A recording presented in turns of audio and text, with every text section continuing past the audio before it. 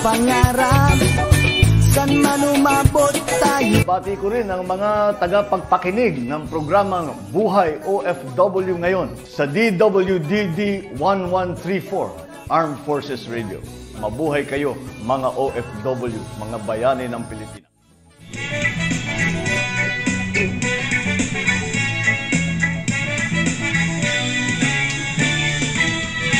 Okay, magandang buhay, Luzon, Visayas, Mindanao. Narito na po tayo sa programang Buhay OFW ngayon, Bantay at Kasangga. Siyempre po, pag sinabing Bantay at Kasangga, ito po ang tagapagtanggol ng ating mga OFW sa apat na sulok ng mundo. Pero bago natin pakilala ang ating partner, tayo muna po'y mapapakinggan sa DWDD Armed Forces Radio. Ito po ang boses ng Kawal Pilipino sa DWDD 1134 kHz AM ng inyong pong mga radio. And of course, tayo din po ay mapapakinggan sa social media live streaming ang Buhay OFW, ang Virtual TV and BK Telemedia Kingdom of Saudi Arabia. Yes, okay, pakilala po natin ang ating partner. Walang iba kundi ang founder ng Bantay at Kasangga ng OFW International. Walang iba kundi si Founder Albert. Hello, Albert. Yes, magandang po sa ating kasubay-bay sa buong kapuluan, sa global na kung saan ay nag-monitor sa ating programa at lalo-lalo na po ang ating mga kasundaluhan na kung saan ay lagi po sila nag-monitor din sa ating programa. Magandang hapon po sa inyong lahat, lalo-lalo po sa ating bisita ngayon na sa ating kabilang din. Yes. Yes, meron tayong magandang bini-bini na may magandang balita para sa ating mga manggagawa sa apat na sulok ng mundo. Hindi lang po ang ating Bantay at Kasangga ng OFW, and of course, lahat po ng ating mga kababayang nasa ibayong dagat na naghahanap buhay. Ayan, siguro ikaw na ang mag-introduce sa kanya, Founder. Mas maganda talaga mas maganda yung ikaw na mag-introduce. Sige, medyo na-excite ako sa kanyang mga balita ngayon. Okay, ayan po ang ating pong guest ngayon ay walang iba kundi yung ating laging suki dito na partner ng ating programa, ang DOST NCR po, na walang iba kundi si Miss Bianca Canlas. Ayan, hello Ma'am Bianca. Bati ka muna sa ating listeners and followers. Hello ma'am, good afternoon. Good afternoon po, magandang araw po sa lahat ng tagapakinig. Ka-Albert, Miss Terry, maraming salamat po for inviting us again to share some good news po para sa ating OFWs. Ayan! Alam ko, noong mga nakaraan, napakarami pong ginawang event ang DOST NCR. Binabati ko po yung lahat ng ating kasama dyan sa DOST NCR. Si Miss Pinky, siya po yung laging nag-i-invite sa amin, Ma'am Pinky Marcelo.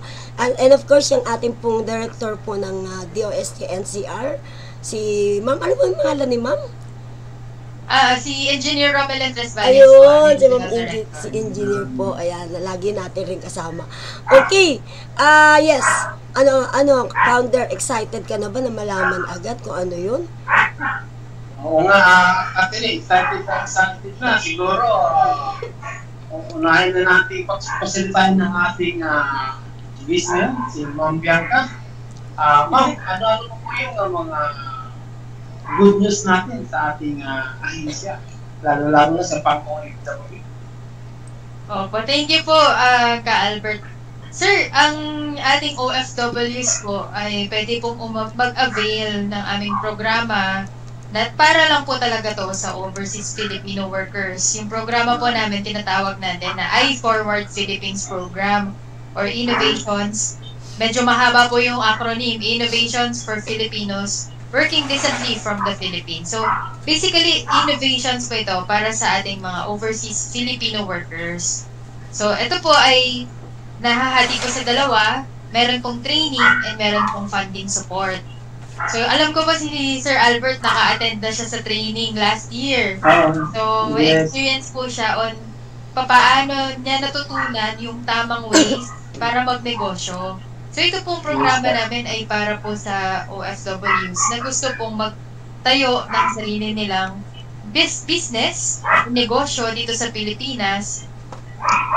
Pero po yung negosyo na yun ay yung mga manufacturing, production, yung gumagamit po ng science and technology. So, mga equipment, may makinarya. Ayan. So, kaya po ako nagpaimbita para po ma-share sa inyo yung magandang balita na yung pong aming programa na to na nilaunch po namin noong 2020, in-expand po namin siya, Miss Terry and Sir Albert. Dati po, meron lang tayong advanced training on how to handle a business, how to build a business and handle a business. Tapos after po nun, may funding support po kami na itatabi para sa OFWs na gustong mag-apply for funding support. So may application process po ito. Yung expansion po namin na ginawa ay para po dun sa OFW na wala pa po talagang business idea. So baka po kasi may iba na may konting ipon, kaso wala pong idea kung paano ba mag-iisip ng business nila na maganda, yung may sustainable, at yung pong may nangangailangan. Kasi syempre, kung mag-isip tayo ng business, yung kailangan siya ng taong bayan para naman po kikita po tayo. No? So, yung expansion po namin na ginawa ay dinagdag po namin yung business ideation. Dati po, advanced business development lang. Ngayon, meron na pong parang pre-courser na course na business ideation. Hindi po ito na-attendan ni Sir Albert. Bago yan. Absent ako dyan. wala. Last year po kasi wala pa po yung Ayun. So, bago yan. Hindi ka pa naka-attend dyan, founder. Yes. Gusto kong atin natin. Yan. Maganda yan. Sige. Oo. Okay. Pwede naman po, Sir Albert. Oo. Ngayon po, bago po siya ngayong taon, na pinapilot po namin siya sa NCR. And meron po tayong mga sit-in from other regions na gusto rin pong makinig tungkol sa business ideation. So, dito po, kasama naman natin yung mga experts talaga sa pagbubuo ng startup businesses. So, marami po yan sessions like yung environment, market, landscape. Yan, yun po yung problem identification and opportunity discovery. Yung OFWs, tuturuan po yan paano ba magtingin ng problema na pwede po nilang solusyonan. No? So, para po talaga to sa mga wala pang business idea. Ayun, nice. Kasi yung iba po, si Sir Albert meron na siyang business may naisip na po siya na gustong inegosyo, kaya yun na po yung agad-agad pinasok na namin siya dun sa sessions last year na core business development. Pero for OFWs na wala pa pong business idea, meron po tayong solution dyan, business ideation session. So, yan po yung number 1 namin na good news po para sa OFWs. Ang ganda niyan, ano sa'yo mo, Albert, kailangan maka-attend ka dyan, tsaka yung grupo. Yes. Kailangan talaga kasi kailangan tagtilitin natin yung programa na yan para sa mga OFW. I-disseminate natin ito, Catherine, sa ating hindi na po sa ating mga members, kundi sa mga OFW na rin, lahat ng mga OFW. At Ma'am Bianca, kasama na rin na po dito yung mga pamilya ng OFW na magpakabil. Lakasan mo yung boses mo. Yes, Ma'am Bianca. Yes, kasama na po ba dito yung pamilya ng OFW para makabil? Yes po. Yung pong programa, sir, ay open po para sa OFW family din. So, hindi lang po ito nalilimitahan sa OFWs lang. Kasama po talaga yung OFW families natin na pwede pong mag-apply para sa kanilang OFW family member. So, ano po yan, sir? Requirement po actually namin na meron po talagang kasama na family member ang OFW sa programa. Bali, tanong natin, Founder, ano ba ang kaibahan niyan doon sa naunang nilaunch nyo na iForward mukhang upgrade ano ang maganda dyan na mas maganda? Opo. May pangalawa pa ako na good news, Miss Terry. Dati po, yung aming funding support po na 250,000 pesos per OFW, in-increase po namin ito to 500,000 pesos na per OFW. So, that's 100% increase in funding support, no? Dahil pong sobra po ang suporta ng ating DOST Management, Secretary Solidum, at ating management po ng Department of Science and Technology, ang aming Undersecretary, pati Regional Director. Minove po namin na taasan yung funding support para po sa ating OFWs na kailangan po ng mas malaking pangkapital sa kanilang naisip na business. Pero syempre po, meron po tong application requirements para po mag-avail sa funding. So, yun po, kailangan niyang matapos yung training, yung series of trainings po yan. And yung training naman po, hindi naman nila yan mararamdaman na ang tagal kasi mag-enjoy po sila sa training dahil marami pong bagong concepts and marami rin pong makikilala na mga OFWs din na gusto rin pong mag-business. Ayan. And then after po ng training, pag na-complete po nila, yung ating completers are eligible to propose for funding support. Yan po. Second good news ko, nag-increase po kami from 250,000 to now 500,000 pesos. Ma'am, katanungan na po. Ma'am, kasi example, yung sa akin kasi noon is yung I-forward natin noon is 250 lang yan, di ba? So, hindi pa napapinalize yung sa akin. So, pag mag-avail ako dito ngayon sa business addition, I guess sure, doon na papasok talaga yung 500. Yes, sir. Ngayon po, sir, effective na po yung 500,000. So, para po dun sa mga hindi pa nag-apply for funding support, mag-a-apply na po sa kanila yung 500,000 po na maximum. Ayun. Maximum naman po yun, sir. So, kung kailangan nyo naman ay, say, 300 lang or 100,000 lang, okay lang naman po. Yun lang naman po ang ating i-re-release based din po sa inyong pangangailangan. Ma'am, kailan po mag-launch naman? Ma'am, yung business ideas. Ayan, sir. Yung business ideation sessions po for batch 1 ay ongoing sa NCR po. So, nasa session 4 na po kami sa NCR batch 1. Pero ang good news ko po, madami po ang good news na dala. Yes! Palakpakan natin. Ang good news ko po ay meron po tayong batch 2 ngayon pong July. So, dati po kasi once lang po kami per year nagtitrain. Ngayon po, gagawin natin siya twice a year. So, meron po ulit tayong batch for July. Na pwede niyo pong salihan, Sir Albert, kung gusto niyo po kumabot. Yes, nasalihan ko na talaga yan, ma'am. Kasi nga, sa July kasi yun ang buwan.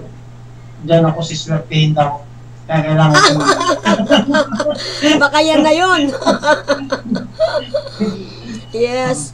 Okay. Ito ba yung bang gaganapin yung mga seminar or training? Ano ba to? Face-to-face or Zoom? Meron po tayo mga trainings na hybrid. Oh. So, dati po, purely na Zoom, no? Pero ngayon, since maluwag na po dahil medyo hindi na ba na pandemic, ayan, nagko-conduct din po kami ng face-to-face na training sessions. Pero meron pong Zoom. Sa mga nasa malayo. Nasa ibang bansa, opo, nasa malayo.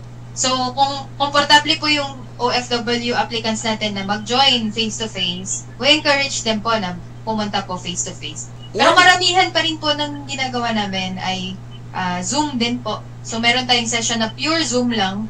Meron naman session na dapat face-to-face kasi may workshop, may mga instructions. So, hybrid po yung iba. So, maganda yung face-to-face. No, Chairman, anuhan mo yung face-to-face kasi ando naman ang ating mga BK, marami doon sa lugar nila, di ba? Oo. Mas maganda, mas gusto ko yung face-to-face kasi pwede kang tatanong agad kung ano. Tsaka may actual demo ba siya, Miss Bianca? Ayun ang maganda doon. Yung pong dulo ng business ideation sessions ay demo day, yan tawag po ng speakers natin.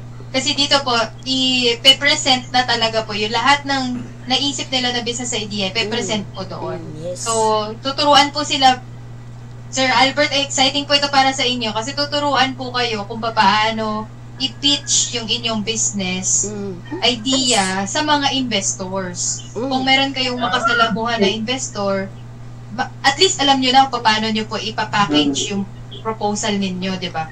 Ayun. Kasi yun po yung pinaprepare namin kayo para po kung meron tayong pagkakataon, kami po madami kaming pinaprepare na activities. Naisip din po namin na mag-prepare ng activity para sa OFWs. Ma-meet nyo po yung mga potential investors. Pero bago po yun, dapat matrain muna kayo, mapaghandaan po natin paano nyo ipe-present yung business idea ng appealing and exciting para sa investors. So, tuturuan po kayo doon. Ganda. Yes, maganda talaga yung ating news ngayon. Balita, Ma'am Bianca. At siguraduhin ko, Ma'am, na ihanda ko yung mga members natin. Kasi ito na yung pagkakataon nila. Hindi pwede na dito yung yung patamad-tamad. Kailangan natin silang gigisingin na. Dahil ito yung pagkakataon kung hindi sila nakatin-on, yung iba ngayon, disseminate talaga natin naman. Ito yung para talaga sa kanila. Kasi nga, malaking bagay po ito. O kung natin saya kasi bawat araw napakalaga, lalo-lalo na sa mga OFW natin na naghihirap sa abroad. So, kailangan talaga nagkaroon sila ng negosyo ito.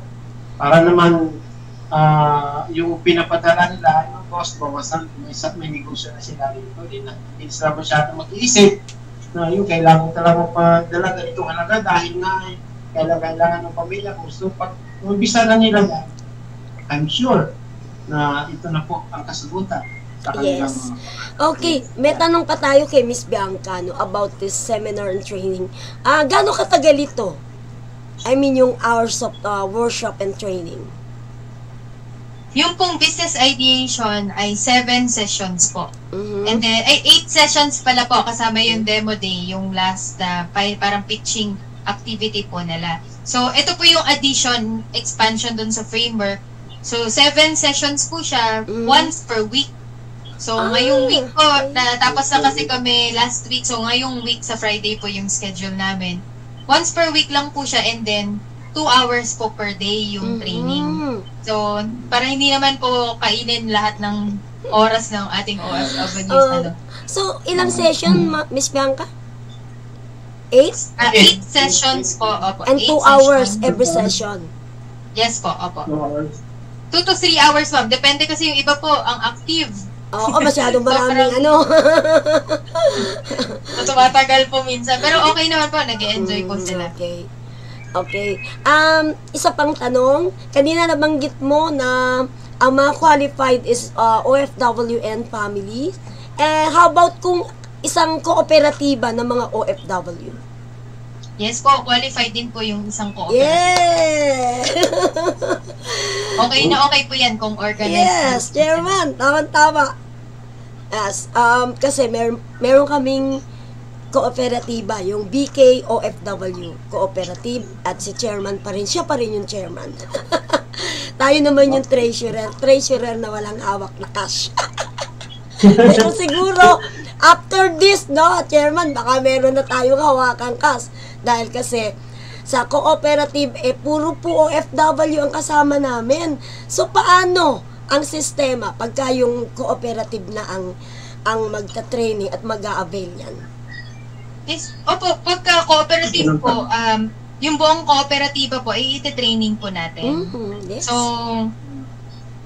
tapos po, yung ating representative, kung sino man po yung i-assign ninyo, say, kunwari po si Chairman Albert yes, po. si Chairman. Siya po yung ating ka-transaction for the whole iForward funding support. So, yung pong funding, hindi po papasok sa bank account ni Sir Albert. Papasok po yan sa bank account po. Kasi iba yung individual, di ba? Di ba? Cooperative to. So, ang cooperative, may sariling bank account. Ayun. Okay, kung cooperative ang pag-uusapan, magkano rin yung ilalabas ng DOST para sa mga cooperative? Oh, actually, ma'am, yung 500,000 na funding support po namin ay per OFW company or cooperative. So, kung isang grupo po sila, yun po yung full support po that we will provide. Yun po. Kasi yung yung pong papers nito, ang i-attach po namin ay papers po ng kooperatiba. Yes. Opo. So, one funding support per company. So, kung yung kooperatiba nyo po yung mag-a-apply, one funding support po yun. Ngayon po, kung meron po kayong mga members na may sariling negosyo. Na gusto rin na mag-separate. Yes po. Like, sole proprietor sila ng kanilang business. Sila po pwedeng mag-apply ng sarili po nila. Labas po doon yung cooperative. Yes. So, ibang transaction naman po yun. Okay. Sige. Mauna ka, Chairman. Go ahead. Hindi, ang sa akin lang kasi maganda talaga yung face-to-face dahil libre merinda eh. Hindi, okay lang. Di ba ma'am, libre ang merinda ma'am, ano? Meron daw bang libre merienda during the training, DOST pa, no? Sa face-to-face po na sessions, sir, meron po kami.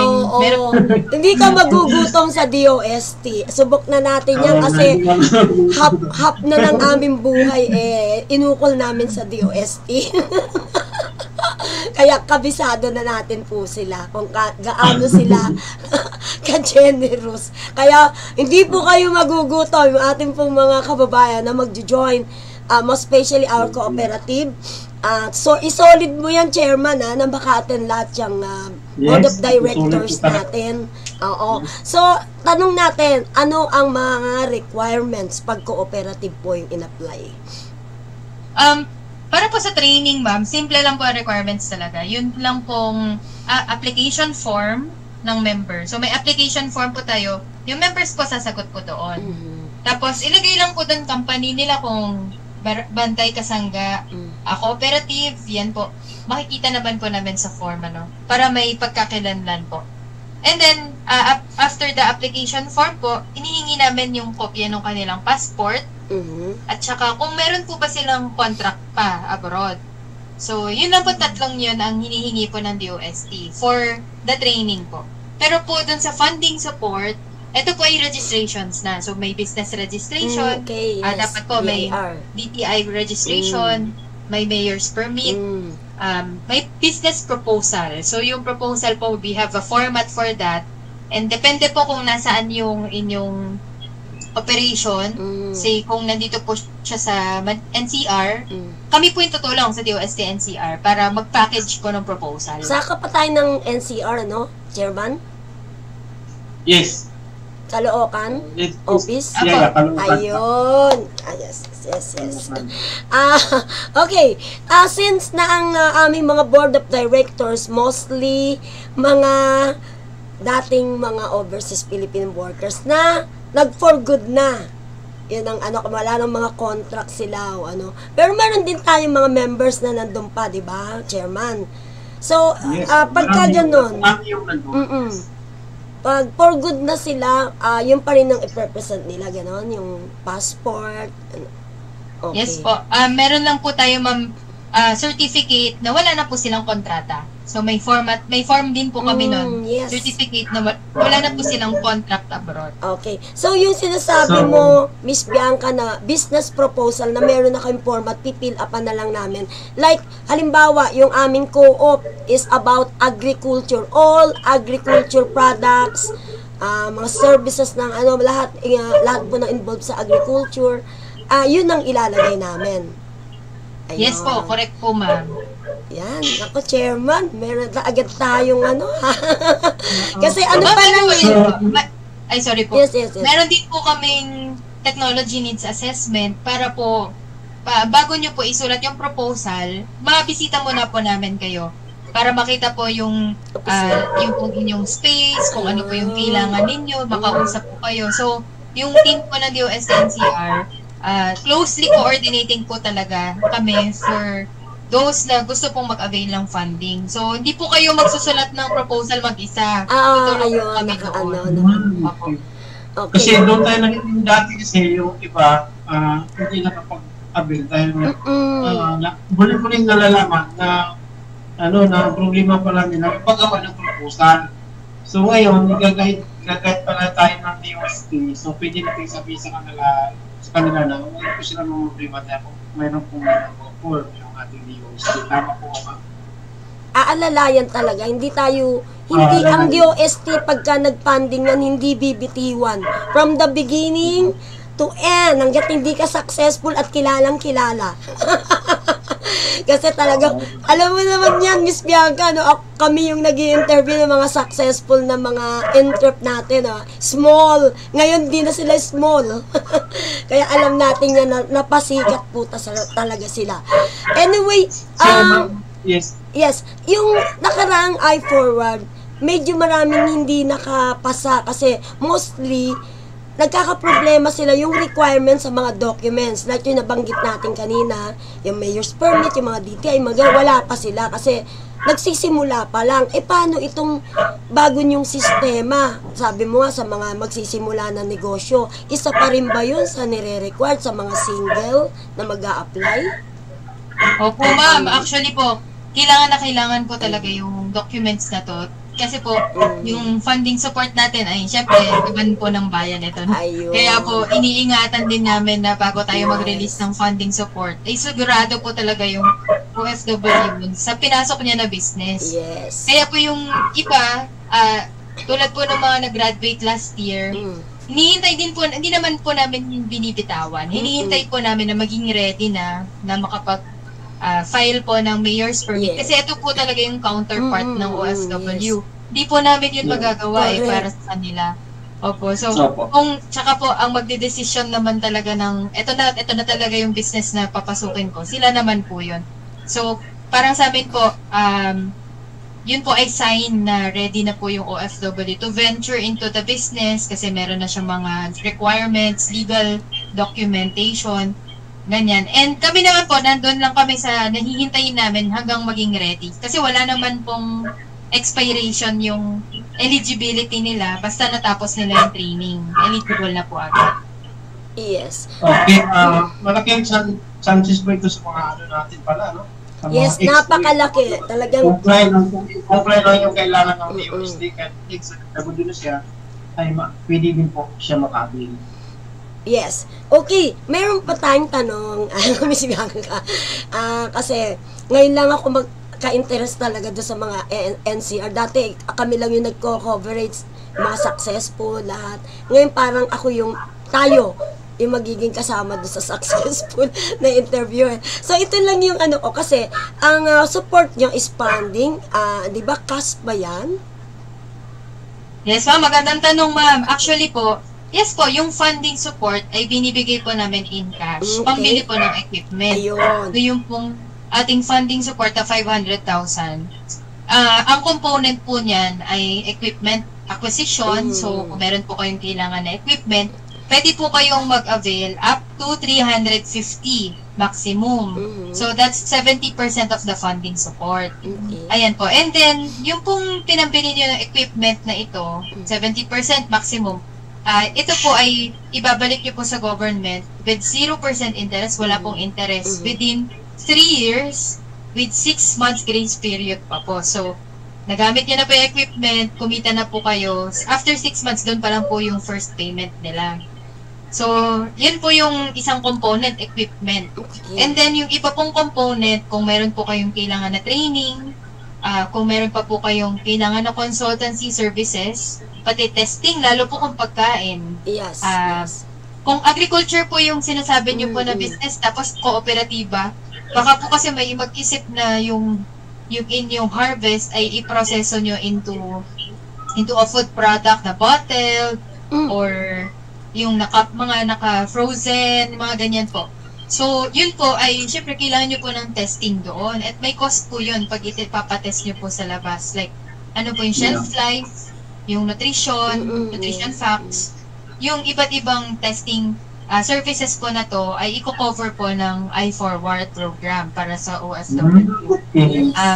Ganon din, madami po akong marami po akong good news. Ganon din po yung inyong packaging, yung itsura po ng inyong produkto, we can help with the packaging po. Kasi meron kami mga designer po dito and nag-outsource din po kami ng experts para makatulong sa packaging naman po ng produkto ng OFW. So, lahat po yan, kino-cover po yun ng funding support. And yung kung ibibigay po namin in cash ay yung equipment. So kung kailangan nyo po yung equipment ninyo up to 350, we can provide that po in cash. Papasok po siya sa bank account ng company or ng cooperative. And then po, ang aming collateral, wala kaming collateral na hindi po tulad sa bangko may collateral. Ang magsisilbi po ng collateral ay mga post-dated checks. So, 36 post-dated checks po i-issue nyo po sa DOST NCR. Tapos yun po yung parang patunay lang na babayaran po nila yung funding support na i-provide. So, within 3 years naman po yun. Okay. So yung post-dated check na yon, kasi di ba, pag start-up, wala pang papasok na income. Meron bang grace period yung post-dated check? Ilang siya?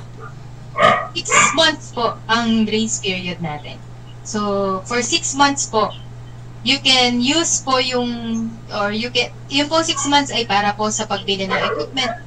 So, ano po picture natin, baka po gusto nyo po bakery na business. Marami pong ganyan na nagsasabi. So, yung equipment niya, for example po, ay oven. Kasi maliit lang oven na ginagamit niya. Ngayon, gusto niya pong i-upgrade. So, yung pambili po ng oven, we will pay in cash para po sa OFW.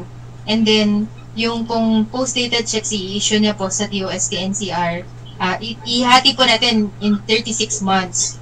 Tapos, 6 months po yung grace period. Meaning po, kung i-release po namin yung funding ko, dahil ngayong June 2024, yung first payment po ay January 2025 na. Hindi naman po siya agad-agad. So, may chance pa po yung ating OFW na bilhin, gamitin, kumita, gamit po yung equipment, ay bago po yung first payment po niya dun sa equipment natin. So, ganun po yung sistema po ng DOST pagdating po sa funding. Okay. Ano kasi... Yes. So, kailangan talaga, Catherine, ma-disseminate natin ang maayos itong programa na ito dahil... Kung ano yung mga ano natin, business na papasukin. Kasi agriculture, malawak eh. Mag-ano tayo dyan kung ano mga products talaga. Anyway, may mga case, Miss Bianca, na ang DOST mismo ang nagpro-provide ng mga processing equipment. Pwede rin ba yon? Hindi po, ma'am. Kasi yung aming equipment po, ang ginagawa po kasi ng DOST ay inaaral po namin yung paggawa ng technology. So, either po equipment ito, mga makabagong makinarya, or bagong know-how, bagong knowledge po sa paggawa ng produkto.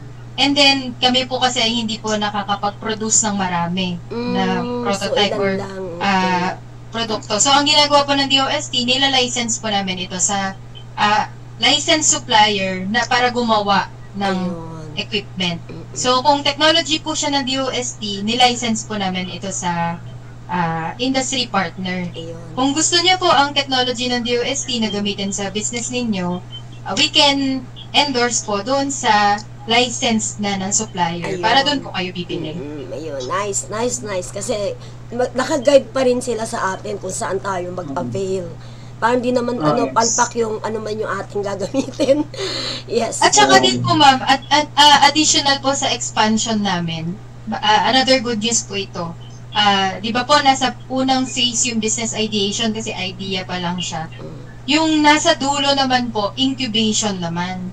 So, lahat po na nabigyan namin ng funding support, lahat po na nabigyan ng pondo ng OFW, i-enroll po namin sa incubation program para po yung ating OFWs kahit na panghinaan ng loob or medyo naliligaw na sa business, meron pa rin pong mag-guide sa kanila na mentor. So, yung incubation po ay mentoring session naman po yun para po sa OFWs natin. Ayun po, yun po ay bago, so ay forward. Kasi last year wala pong ganon. This year po, i-implement namin yung incubation. So, for example po kayo, Ms. Terry, Sir Albert, nabigyan po namin ng funding, automatic po na a-assign namin sa inyo isang mentor para mag-guide po sa inyo sa business po niyo, yung fit po sa inyo. So, maaari pong taga-academe ito or taga-industry din, may business experience. Yun po, siya po yung mag-guide sa inyo para mag-take off po talaga yung business ninyo. Ayun. Talaga hindi tayo papabayaan. Naman ikaw talaga, no? Kung anong business ang gusto mo, ay nandiyan po sila nakaalala, igagay kita talaga nila. At parang hindi ka malugi sa negosyo. Kailangan ibalik natin yan kasi pag hindi natin yan mabalik, paano naman yung ibang future na naglulong, pinapaikot lang nila yan. Yan yung aming mga natututunan sa pagko-coverage. Kailangan ibabalik mo. At saka ano sila dyan, ang DOST ay nagbibigay ng mga award, no? Di ba sa mga successful na mga nasuportahan nyo, na mga na entrep na. May mga award yan, may mga cash check na yan nakukuha silang mga premium na talagang coverage namin kasi naging successful sila doon sa business na marami. Kaya hindi imposible na si chairman isa sa mabigyan na award. Sana nga po. Pero asahan nyo, Ma'am Bianca, siguraduhin ko po na majority po sa member namin na interesado ay mag-avail dito sa programang ito. Sisikapin po namin. Salamat po, sir. At kami din naman po ay sobrang committed din po namin, no? Lahat po ng regional offices ng DOST are implementing this program po sa iba't iba pong parte ng bansa kahit hindi po sa NCR. So, ito po ay for nationwide implementation and kita din po naman namin yung dedication ng ibang regional offices ng DOST on implementing the program for our OFWs na gusto rin po talagang umuwi na, magnegosyo, ganyan, and makapag-stay na dito sa Pilipinas kasama yung kanilang mga pamilya. Isa pa po na good news, siguro po final na to. Sabi ko sa inyo, marami po yung pong final natin na good news is we will be signing a memorandum of understanding with the Department of Migrant Workers. So partner po natin ang office po ni Secretary Hans Leo Kakdak in the implementation of the I4AT program. Kasama po siya sa ating initiatives for integration ng ating OFW. So, mangyayari po ito, imbitahan ko na po kayo, Ma'am Terry and Sir Albert, sa May 29 sa Lucky Chinatown Mall sa Binondo. So, lahat po ng nakikinig sa atin, meron po tayong Facebook live stream kung hindi po kayo makaka-join physically. Meron din po tayong exhibit doon. So, for 4 days po, nagagawin po namin yung I4AT Summit. Ayan, meron pa tayong summit na pre-prepare para sa OFWs. Wow, nice. And pinauna ko na po dito, hindi ko na rin aming mga invitation pero ipo-promote ko na po. Meron po tayong MOU signing doon ng Department of Migrant Workers and Department of Science and Technology. So, that's our final good news po for all OFWs kasi yung suporta po ng government ay binubuhos po namin para po sa ikabubuti po din at ikauunlad po ng mga overseas Filipino workers natin. Sabi ko kaya nag-i-insist si Miss Bianca na mag-guest sa atin. Sabi ko, mukhang may magandang balita ito kasi siya mismo yung nag-approach sa atin. Nasa pamamagitan din ni Miss Tala na ma-guest natin siya. Kaya sabi ko, mukhang may magandang balita si Miss Bianca dahil talaga namang ilang araw na medyo nag-aano yung ating schedule, di ba? Dahil kasi sobrang init si chairman kahapon, nasa Senate. Kaya hindi tayo natuloy kahapon, pero eto, kaya pala. Yung pala yun. Anyway. Yes. Katere, ngayon pa lang, hindi ako sa OFW, sa Bantay at Kasangga ng OFW. Ako yung papasalamat, tapos pusong papasalamat sa DOST, lalo-lalo na kay Ma'am Bianca, sa kanilang programa na kung saan ay talaga namang may puso sila sa mga OFW. Yung random nila, yung gusto natin mangyari, hindi nila gusto nila mangyari, nandiyan na po sila. Kumbaga, ito na po yung kasagutan na hindi natin magawa kung nandiyan po sila magawa na po sa pamagitan po sa kanilang teknolohiya, sa kanilang programa. Oo, diba? Maraming salamat po sa sponsor ninyo sa mga OFW. Yes, ever since yan, yung ating DOST talaga, yan yung NCR talagang yan yung ating laging partner. Mula pa yung mga dating director hanggang kay ma'am ngayon, kay engineer. Anyway, talaga bang totoo na final na yung good news mo? Mukhang ginanahan, Yung kasi tayo nakikinig sa ating, ang ating pong radio is Armed Forces, ang boses ng Kawal Pilipino. Baka sinasabi, bakit sa OFW lang yan? Baka medyo meron diyang gusto rin. Meron bang ganon? Or dapat pamilya sila? Baka meron silang kasamang pamilya ng OFW. Maaring ganon.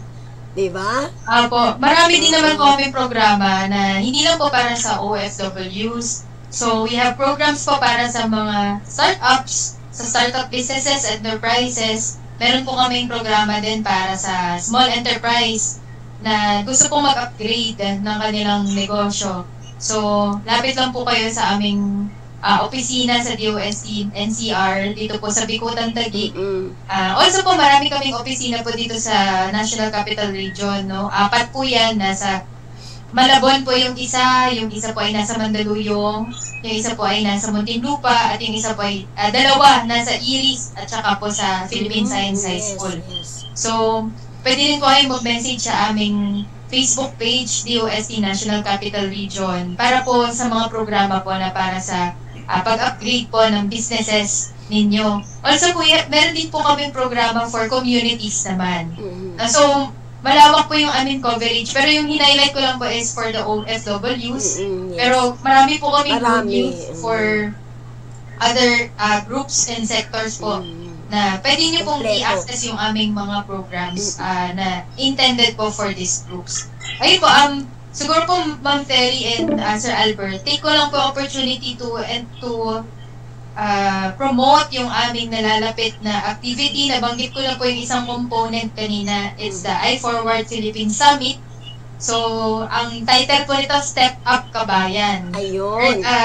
Para po ito talaga intended para sa OFWs. Pero meron po itong ka-twin na event. No? Yan po naman yung aming Science Food Festival na yearly din po namin ginagawa. And ito naman po ay para po sa mga businesses na nasa food industry na gusto pong mag-explore ng opportunities to upgrade their food manufacturing business. Yes. So, meron po kaming line-up of activities na i-release sa aming DOST Facebook page and DOST website.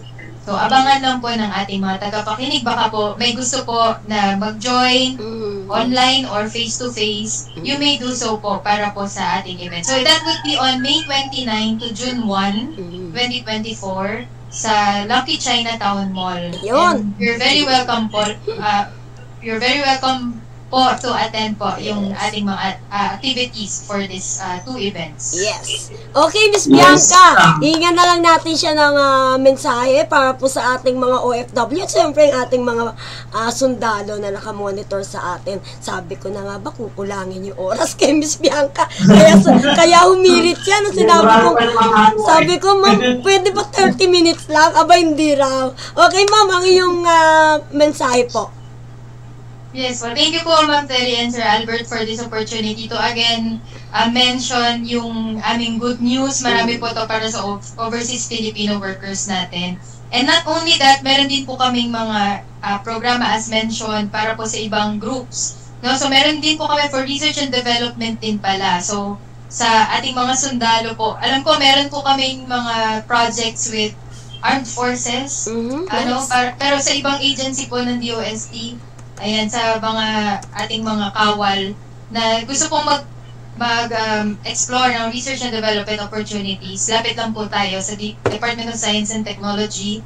And kami po ay, kung hindi man po kami sa regional office ang makakatulong, ay pwede po naman namin kayong i-refer sa ibang DOST agencies dahil madami po kami dito. Yes. Ayun, we want po to say gratitude, our thanks po to BK, Bantay at Kasangga. Yes. Lagi po kayong kasama sa aming mga activities sa DOST, NCR.